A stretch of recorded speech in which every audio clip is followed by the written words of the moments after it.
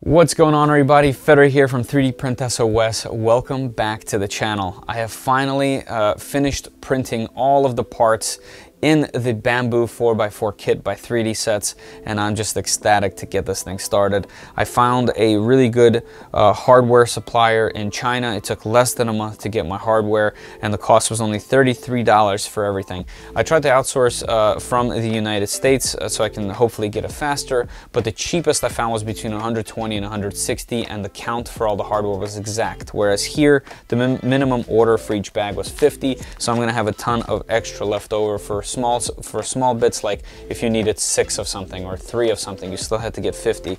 So at $33, bargain. I'm going to include a PDF document in the description below. It's going to have total costs for everything. It's going to have line items of every single item that I used, and it's going to have links to all of them. If you guys are interested in doing one of these kits, everything will be down in the description below so that you guys can build it yourself and check it out for yourself if you like the build. I used 3D Max filament for this entire thing, except for the metallic bits. They were printed in a Yusu silver, simply because 3D Max doesn't have silk filaments quite yet, but everything else is printed in their filaments, and I suggest you get one of those 10-roll bundles, because that makes each roll $8.99. And for the body itself, the yellow, I needed a roll and a half for that, and a roll and a half for black, and then I sprinkled in all the other colors: white, gray, transparent, red, we got orange. You get the idea. I took a bunch of their filaments, as you saw in some of my previous videos, and this was all printed from them, and I'm just so excited to get started. I have the bearings, the belts, the motor that's going to be powering this entire thing. I'm just excited. So without further ado, let me stop talking and let's get this thing built. All right, let's go.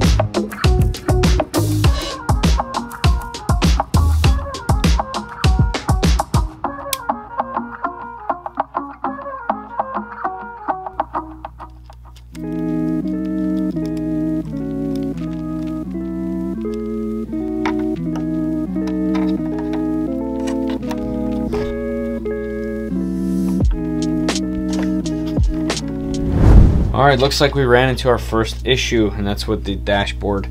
While trying to put this together, I broke off the little handle from the dash. I'm going to try to glue that before I do a reprint, because this is a 2-color and it'll just take some time. So I'm going to try to glue it after I install this into the dash. But the main part is my screws that I was trying to go into these tiny little M2 holes. I stripped the plastic out of them, so as you can see, they could just go in here like it's nothing.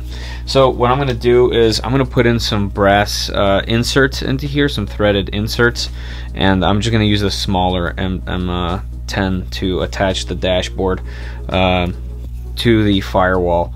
But I'll do that off camera, and I'll get it attached just so we can keep moving with the build. Alright, let's get this problem solved and let's keep going.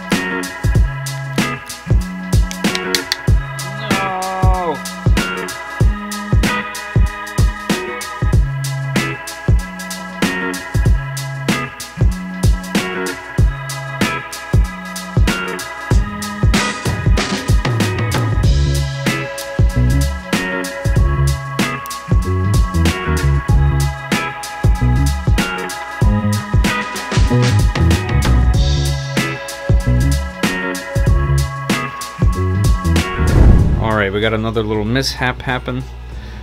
This time it's with the folding rear seats. I actually had a lot of trouble printing these little silver brackets because they're thin at the bottom here and a bolt has to go through.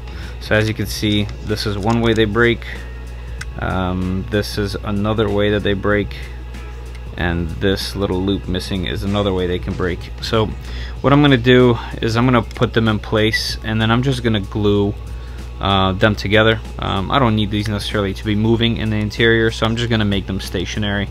So they're really cool multi-piece, and I still think if I glue them, no one will ever know, and they'll still look good.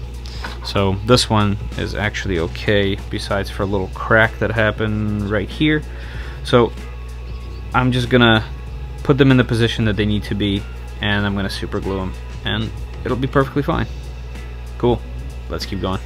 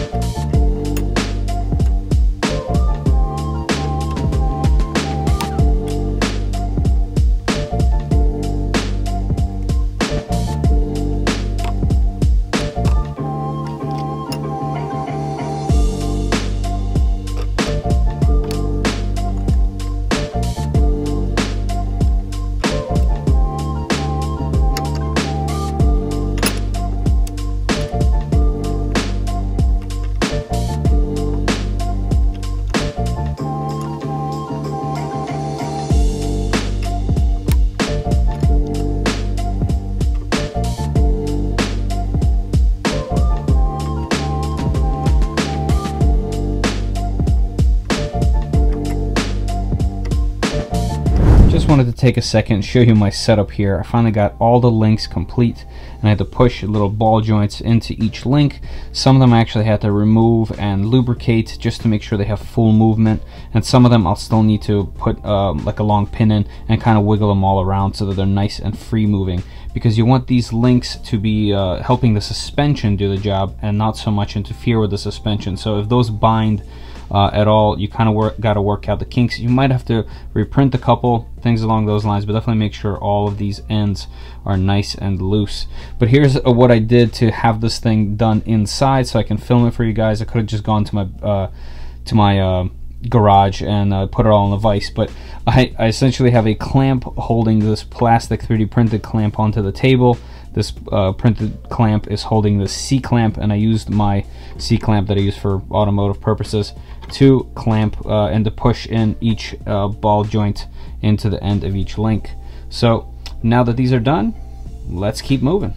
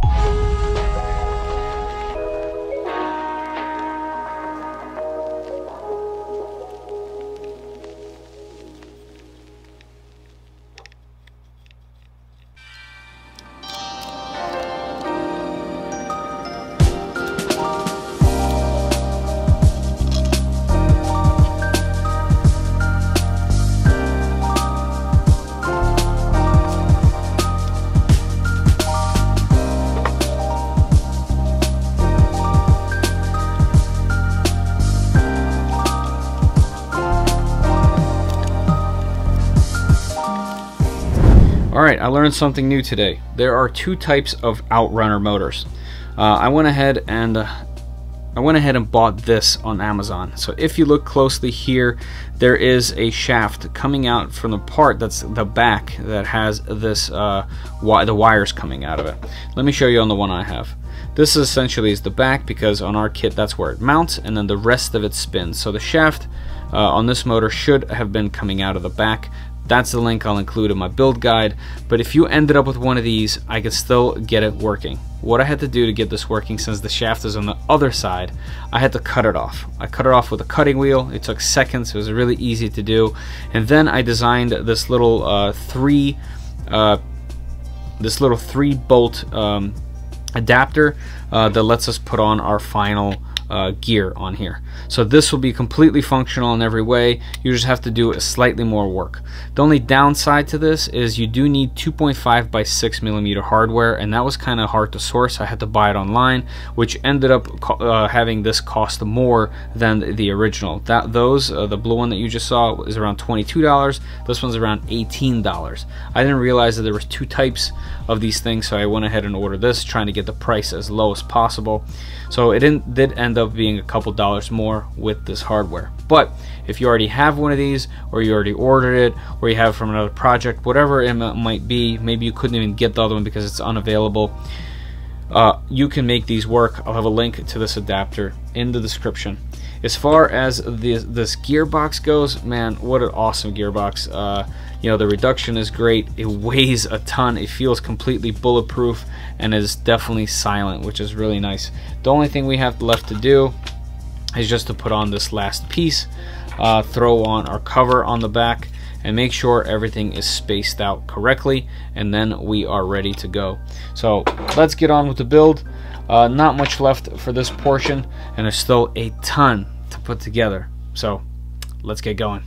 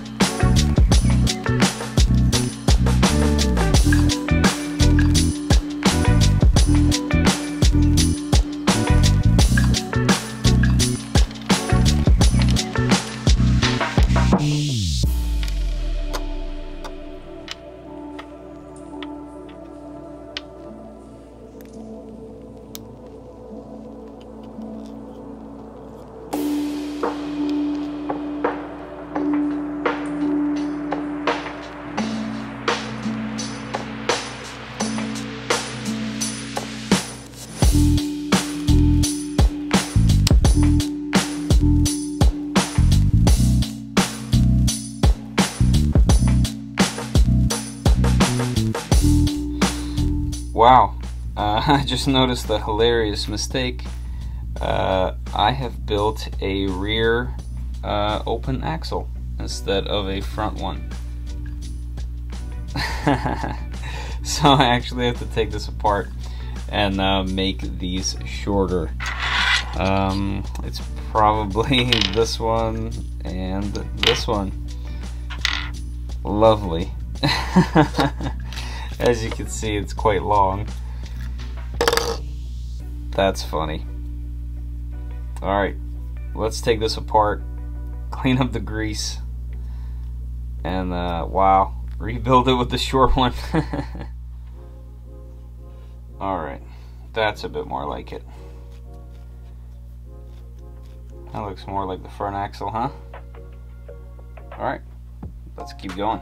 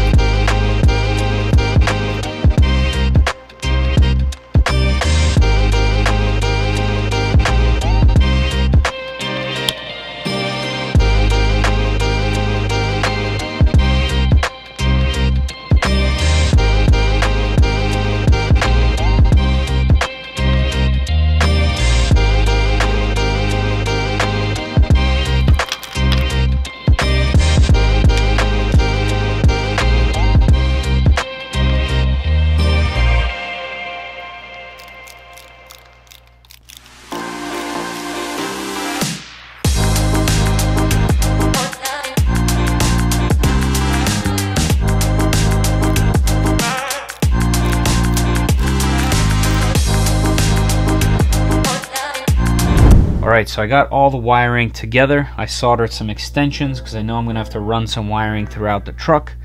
Everything is plugged in. I went ahead and used this little plug to go ahead and make sure that the receiver is attached to my transmitter. And I did turn everything on. I went ahead and went through the instructions, and I set the ESC to reverse and forward with braking. And then I turned it off. And then I turned the camera on.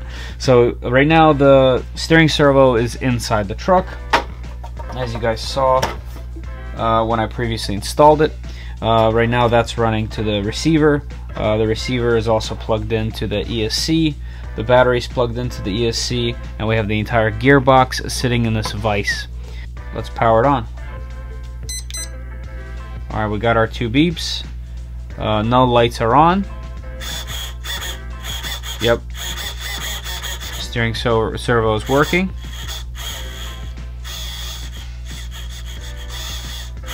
Nice and sensitive. And there's plenty of settings in the receiver that you can, or in the transmitter rather, that you can set. You can set end stops, you can set how fast, you can have it go slower if you wanted to. Lots of settings right here for you to mess with once everything is running. But let's give it some gas and see if everything is running in the transmission.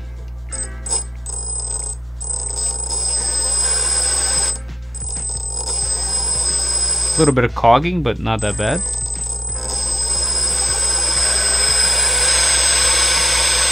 No vibrations, everything looks nice and smooth.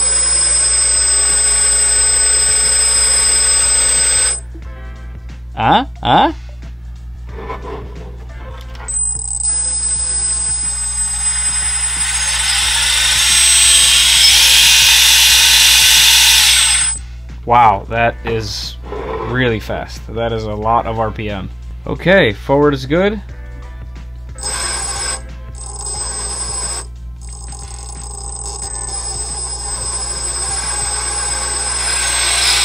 Alright, that is awesome stuff. Everything seems to be running, at least bench testing it like this.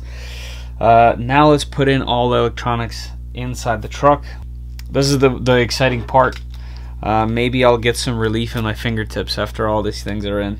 But still quite a bit to go. I know I'm excited, but I'm going to try to keep going. Alright, let's install everything and keep going with the build.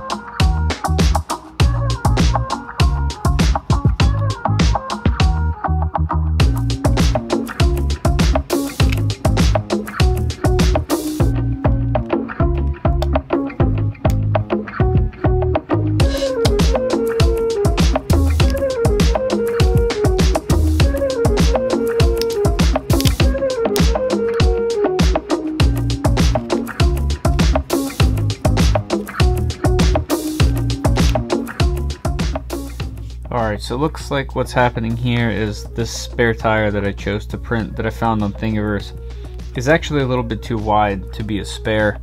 As you can see, it doesn't meet the other side of the rim, therefore mounting this together is going to be a problem. Now I can glue it, but this is really wide. As you can see here, it's a little bit wider than the rubber, and the rubber is going to be pressed together some. So I think I'm going to shrink this model and reprint this TPU tire for the spare. So I'll do that off camera again and then reassemble it and mount it onto the back of the truck. It'll go right back here, and I can't wait to have it because it looks so good. All right, let's keep going.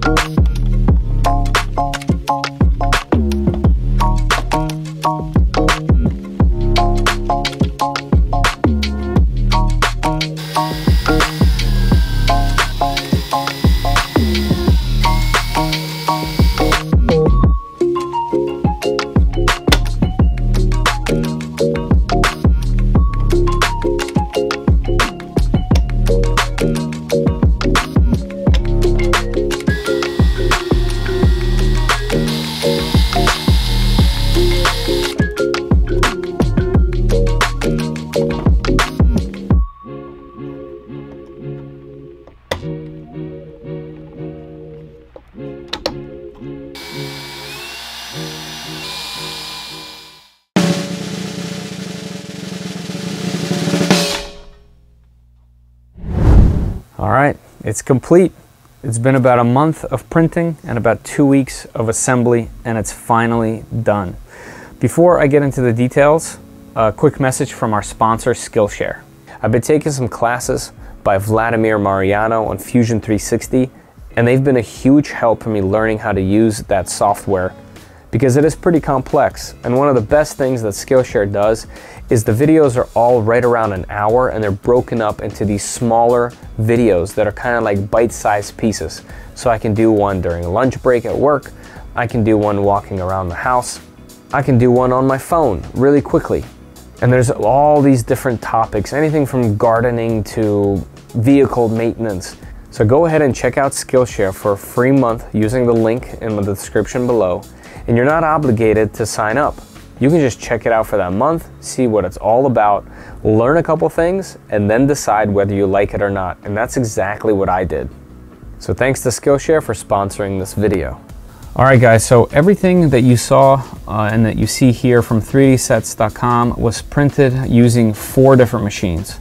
I used a completely stock Voxelab Aquila, a completely stock Voxelab Aquila X2, a completely stock Voxelab Aquila S2, and the Mingda Magician X. All those machines were calibrated separately using that little block that comes with the kit, And then all the parts fit together, even though they were printed at different times with different filament or spools. It's just amazing to see that come together, and it showcases just how awesome the design by 3DSets is. So definitely check them out if you guys are interested at all in these kits. The other thing is all the materials that I use, the filaments I use, the parts that I used. And down in the description below, there's going to be a link to a PDF document that I put together. It has pricing and it has links. So if you guys are interested in any of those things, including some options, that will be down below. So definitely check that out. There's actually a few things that I want to talk about. One, filament. Everything that I used here, except for one, was printed in 3D Max filaments. They have a bulk deal where it heavily discounts your rolls if you buy 10, and that was a perfect amount. I got to choose all the colors I wanted. I bought 2 rolls of the body color, 2 rolls of black, and that was a huge help with building a kit like this, because I didn't have to worry about getting individual rolls.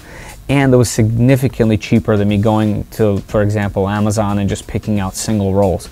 So definitely check that out. I'll have a link down in the description below. The only other filament that you see here on this kit is these silk metallic from Yusu. I just wanted that metallic look. I think it helps this thing look much more realistic. And 3D Max doesn't have silk filaments yet, so Yusu and 3D Max for everything else. Awesome stuff there. As far as the difficulty level, I mean, you guys can tell through the video, it is definitely difficult and a massive challenge to get done, but the result is a driving crawler.